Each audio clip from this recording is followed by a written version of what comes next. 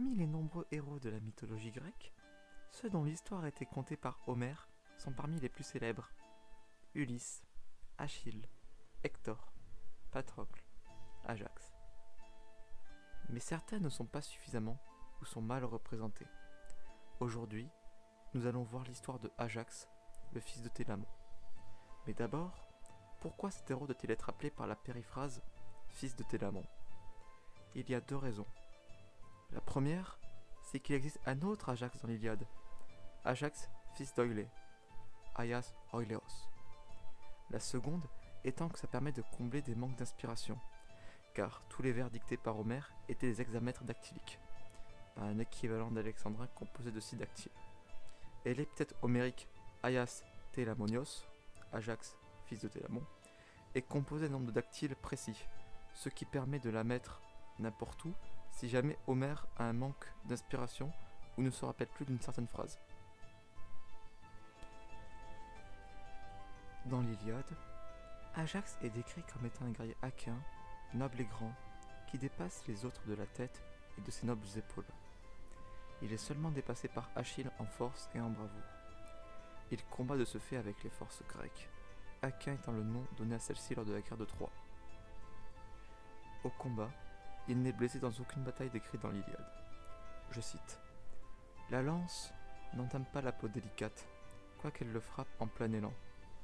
Il est d'ailleurs un combattant exemplaire, toujours en première ligne, mais qui n'hésite pas à battre en retraite s'il sent le vent tourner. » L'un des plus importants duels de cette épopée qu'est l'Iliade l'oppose à Hector, comme dans le film 3 de 2004, qui est actuellement en illustration. Dans l'Iliade, Hector donne la possibilité aux Grecs d'élire un héros pour l'affronter en combat singulier. C'est Ajax qui est tiré au sort et qui va l'affronter. Après un long combat que Zeus interrompt, Ajax et Hector déclarent alors le combat comme nul. Ils s'échangent alors des cadeaux en signe de remerciement pour le combat, et chacun regagne son camp. La courtoisie et l'esprit chevaleresque qui anime la rencontre des deux champions contrastent avec la sauvagerie du duel futur entre Achille et Hector. Il est à noter que le film 3 ne représente en rien le personnage. Il représente certes sa force, mais rien de son honneur, ni de son invulnérabilité. Avec les héros achéens, Ajax s'entend plutôt bien, jouant avec Achille, participant aux réunions militaires, accueillant Priam chaleureusement quand celui-ci vient supplier aux Grecs d'annuler le combat entre son fils Hector et Achille, ou encore priant et discutant avec Ulysse pour apaiser le coléreux Achille. Sa mort a lieu peu de temps après celle d'Achille. En effet, Ajax récupère Achille et ses armes sur le champ de bataille. Les armes d'Achille devaient être décernées aux plus valeureux guerriers, mais Ajax et Ulysse étaient rivaux dans cette situation. Et, selon les versions, après que les Troyens aient déclaré Ulysse plus dangereux à cause de sa ruse, ou après qu'Ulysse ait persuadé de par son éloquence les chefs grecs de lui donner les armes, Ajax, pris d'une crise de folie et d'hallucination, parcourut le camp des Grecs et, croyant tuer Ulysse, Agamemnon et ses alliés, il massacra les moutons et les chèvres qui paisaient autour des tentes. Revenu de son délire et confus de se voir moquer des soldats, il se transperça le ventre avec l'un des cadeaux d'Hector, le glaive qu'il lui avait offert. Néanmoins, il apparaît comme un songe dans l'Odyssée quand Ulysse se rend aux enfers. D'ailleurs, petite parenthèse, à l'époque homérique, on ne descend pas aux enfers car ils n'existent pas. On se rend au pays des Cimmériens en traversant l'océan. Ici, un océan mythologique où vivent de nombreux monstres. Ce n'est que plus tard que le concept d'enfer change et devient ce qu'il est dans l'imaginaire collectif.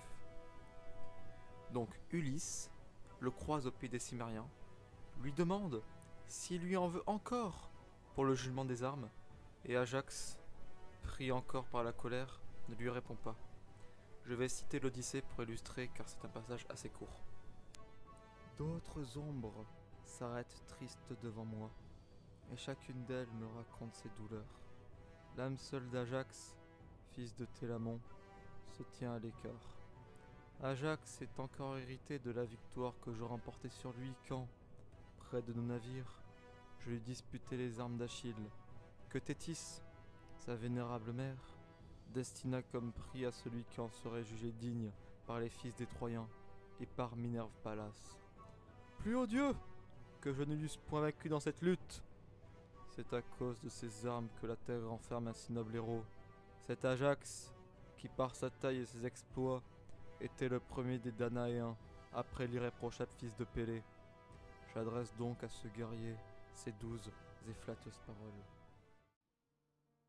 Ajax, fils de l'illustre Télamone, tu ne veux donc pas, après ta mort, oublier la colère que t'inspirèrent contre moi ces armes funestes que les dieux ont rendues fatales aux Argiens? Toi, le rempart des Grecs, tu mourus à cause de ces armes.